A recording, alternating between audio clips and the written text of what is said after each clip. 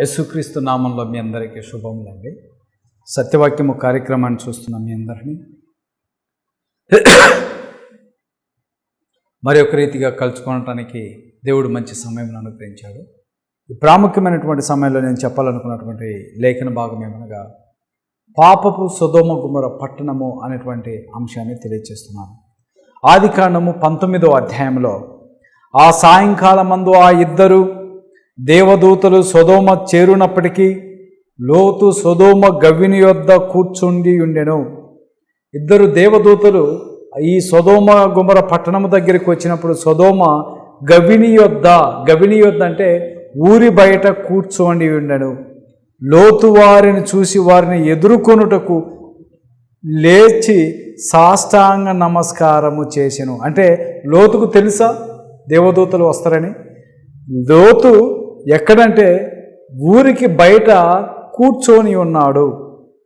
2వ వచనంలో అంటున్నాడు, నా ప్రభువులారా దయచేసి మీ దాసుని ఇంటికి వచ్చి రాత్రి వెలబుచ్చి చూడండి కాళ్ళు కడుగుకొనుడి, మీరు పెందల కడ లేచి మీ త్రోవన వెళ్ళవచ్చునెను.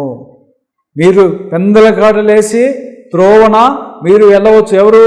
లోతు ఎవరినేమంటుండు? దేవదూతలు అంటుండు. దేవదూతలు ఏమంటున్నంటే మీరు కాలు కడుక్కొని ఇంటికి వచ్చి పెందల కాడ లేచి మీ త్రోవన మీరు వెళ్ళవచ్చు అంటున్నాడండి.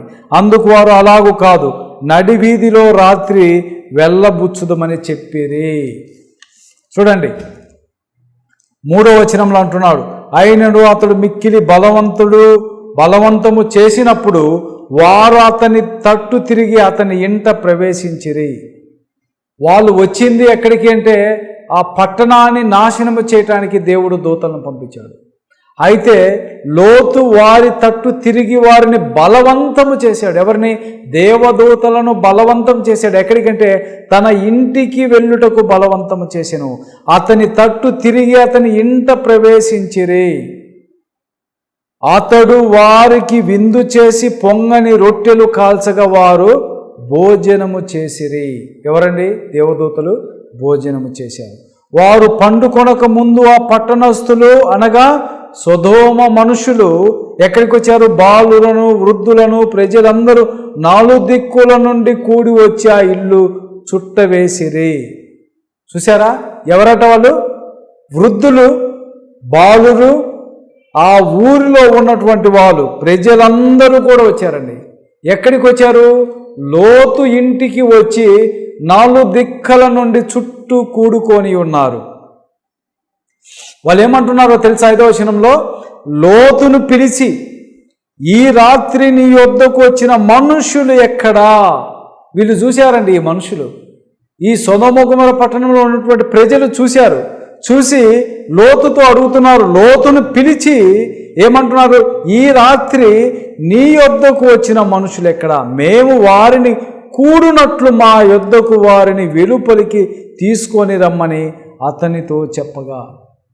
చూశారండి ఎంత ధైర్యముగా వాళ్ళు బహిరంగముగా ఆ దేవదూతలతో శయనించుటకు, దేవదూతలతో పాపము చేయటానికి నీ ఇంటికి వచ్చిన వారిని మమ్మల్ని మాతో కూడుటకు బయటికి తీసుకురమ్మని అడిగారండి. అంటే మనుషులు ఎవరితో పాపము చేయడానికి? మనుషుడు జంతువులతో శయనిస్తున్నాడు, మనుషుడు విచ్చలవిడిగా వ్యభిచారము చేస్తున్నాడు. చివరికి ఎవరితో వీళ్ళు పాపం చేయాలనుకుంటున్నా అంటే దేవుడు పంపించిన దేవదూతలతో పాపము చేయటానికి లోతును పిలిచి ఏమంటున్నారు? నీ ఇంటికి వచ్చినటువంటి వారిని బయటికి తీసుకొని రమ్మంటున్నాడు. ఎవరిని? వీరు దేవదూతలతో పాపము చేయటానికి లోతును ఏమి చేస్తున్నారో తెలుసా? బలవంతము చేయుచున్నారండి. చూశారు అక్కడ అంటున్నాడు 6వ వచనంలో, లోతు వెలుపల ద్వారమునొద్ద నుండి వారి దగ్గరకు వెళ్ళి తన వెనుక తలుపు వేసి 7వ వచనంలో అంటున్నాడండి, అన్నల్లారా ఇంత పాతకము కట్టుకొనకుడి. ఏమంటుండండి? అన్నల్లారా అంటున్నాడు. అన్నల్లారా ఇంత పాతకము మీరు కట్టుకొనకుడి. ఎవరండి? ఎవరంట వాళ్ళు? వృద్ధులు కూడా వచ్చారండి వ్యభిచారం చేయటానికి. వృద్ధులు, బాలురు, ప్రజలందరూ వచ్చి లోతు ఇల్లు చుట్టుముట్టి వాళ్ళు ఎవరితో పాపం చేయాలనుకుంటున్నారంటే దేవదూతలతో పాపము చేయటానికి వచ్చారండి.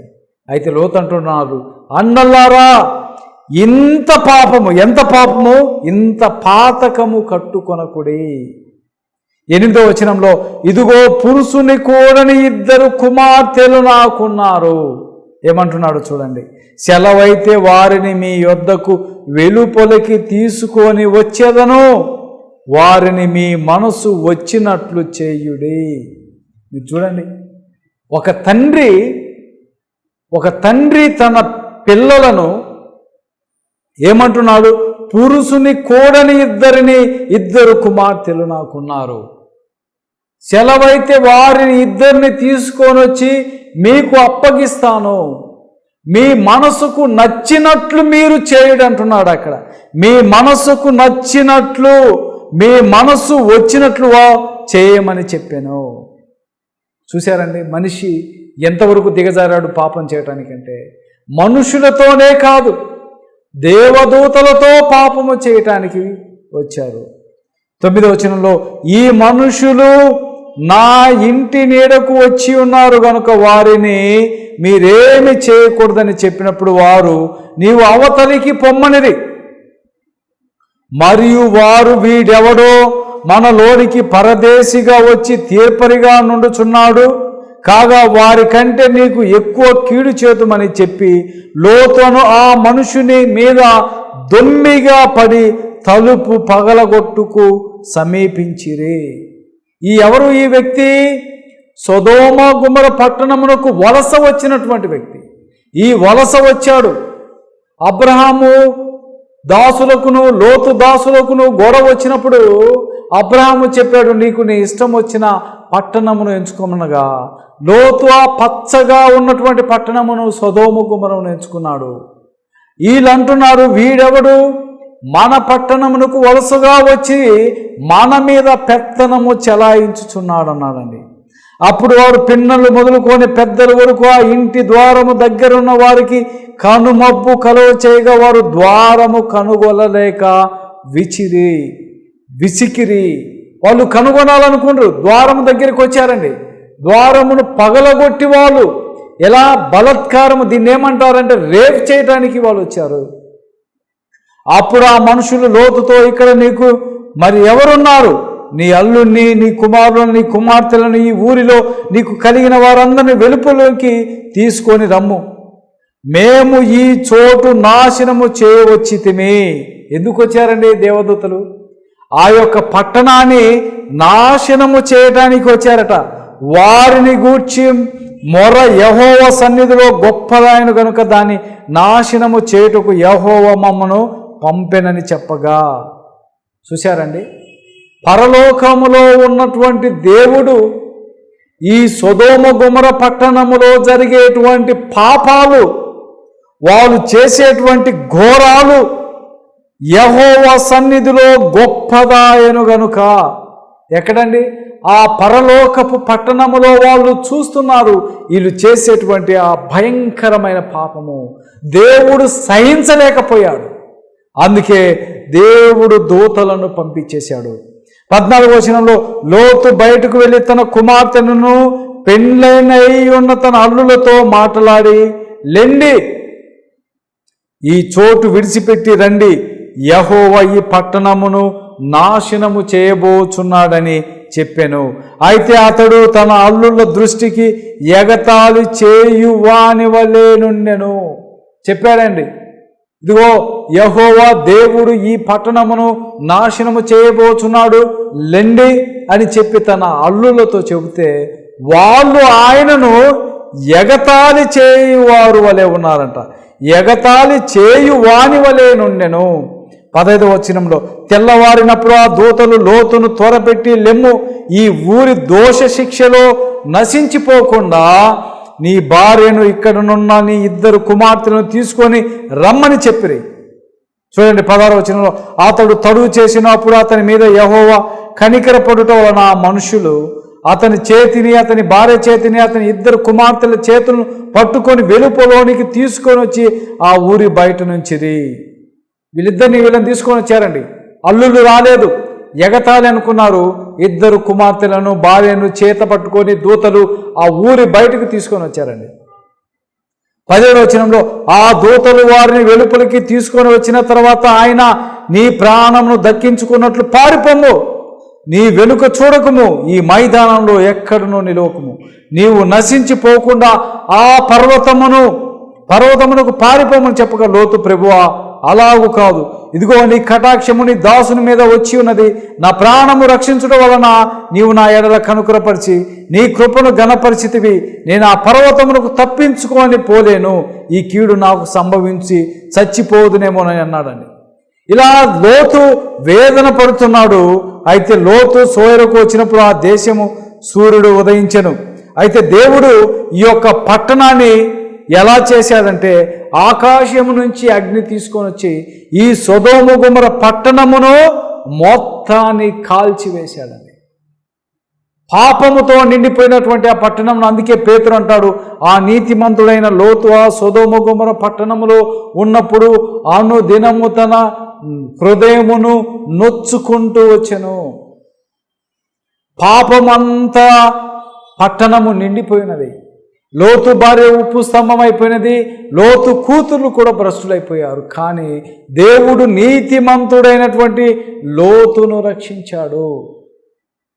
అంటే మనుష్యుడు ఎంతగా దిగజారాడండి పాపము చేయటానికి.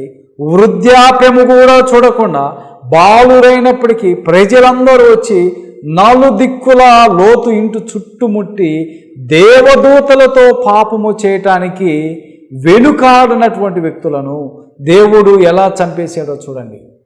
నేటి వరకు ఆ పట్టణము ఎలా ఉన్నట, కాలిపోయి ఉన్నది.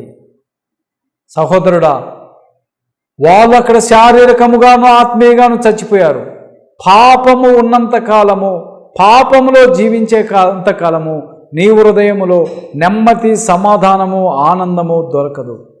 నువ్వు ఎప్పుడైతే పాపమును వదిలిపెడతావో అప్పుడు నీకు సమాధానము దొరుకుతుంది. నీ హృదయములో దేవుడు క్రీస్తు ప్రభువారు ప్రకాశించుతాడు. నీకు నిర్మలమైనటువంటి మనస్సాక్షిస్తాడు. దేవుడు నిన్ను, నీ కుటుంబాన్ని ఆశీర్వదిస్తాడు. ఈ సొదొమ గొమొర్రా పట్టణము వాళ్ళంతా కూడా నాశనమైపోయారు. అయితే నీవు పాపము చేసినట్లయితే ఆ ఆరని అగ్నిగంధకమనబడినటువంటి ఆ నరకములో యుగ యుగాలు నిన్ను కాల్చివేస్తాడని బైబిల్ గ్రంథం చెబుతుంది. సహోదరుడా, సత్యవాక్యం తెలుసుకోండి, సత్యవాక్యం నేర్చుకోండి. అందరికీ వందనాలు. ఆమేన్.